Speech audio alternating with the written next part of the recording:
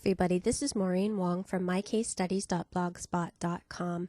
Mama Elephant has a challenge going on right now to do a rainbow themed card, so I came up with this one using the new Ken Oliver color burst. So let's get started. I'm using the Carnival Topper set, the You Can't Buy Happiness sentiment, and then I'm also using Carnival Cupcakes, the rounded cupcake top and the polka dotted cupcake liner. And what I'm going to do is stamp those in Versamark ink and emboss with white embossing powder on watercolor paper.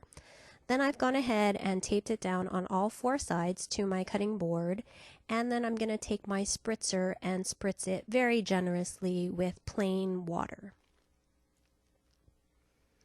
Now I'm going to take my Ken Oliver color bursts. I have all 6 colors, but I'm only going to be using 4 of them here. First up is the red. And what I'm going to do is push slightly on the bottle, and I'm calling this puffing.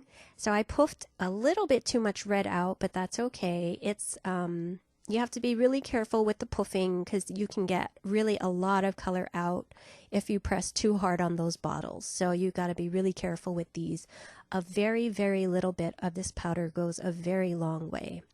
So I did the yellow, and then I'm coming in here with the blue, and you notice that I didn't use the orange or the green, and that is because the colors are going to blend and make the orange and green colors. And then finally I'm just coming in with the purple because I didn't want to mix my own red and blue at that end there. So I just thought it would be easier to use the purple. And then what I'm going to do is come back in with my spritzer and spritz kind of generously all over my paper, and I'm coming up from the top straight down. I don't want to spritz the colors too much into one another. If I just come from the top or from the side like that, going through the colors, they will actually blend on their own, and I don't need to do anything really on purpose to blend them. So you can see I've got some nice orange and green going there, and that's what I wanted.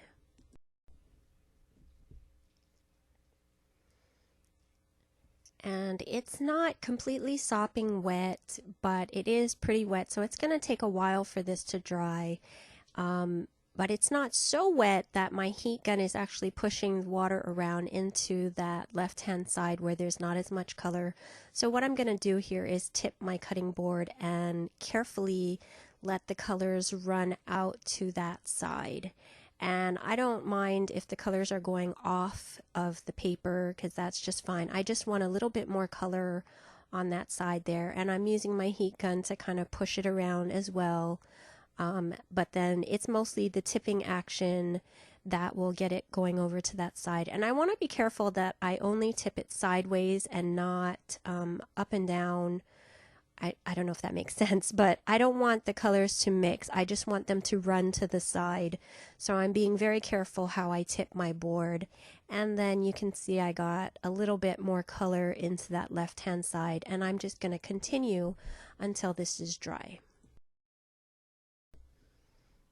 Okay, and now at this point there's a little bit too much water over that embossed area, so I'm going to blot that off with a towel and then continue drying with my heat tool.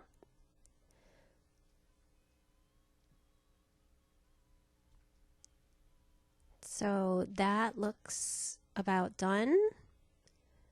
I'm just going to dab off the excess paint on the sides and take this off of my board. Now I've gotten it off of the board, and you can see that I have that white outline all the way around it from where I taped it off. So I'm going to take my paper trimmer and I am going to cut off a lot of the excess paper here. And I'm also going to cut a little bit more into the right side because I've got a lot of white space on the left side, and I want to cut most of that off. So I have to cut some off of the right side as well to make it even. So here I'm just kind of figuring out exactly where I want it. And I'm also trying to keep this card in proportion to an A2 size card. So that's why it's taking me a little long to figure out exactly how much I want to cut off of each side, and I'm also cutting off the top and bottom as well.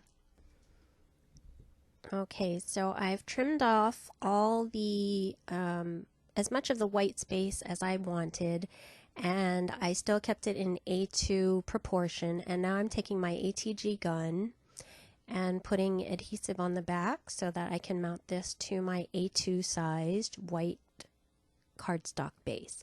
And I'm being generous with my adhesive. The watercolor paper is a little bit warped. So I want to make sure I put down a lot of adhesive to keep that stuck down to my card base. And basically that is it. That is the card. So I hope you like it, and I hope you'll visit me over at mycasestudies.blogspot.com. Thank you very much for watching.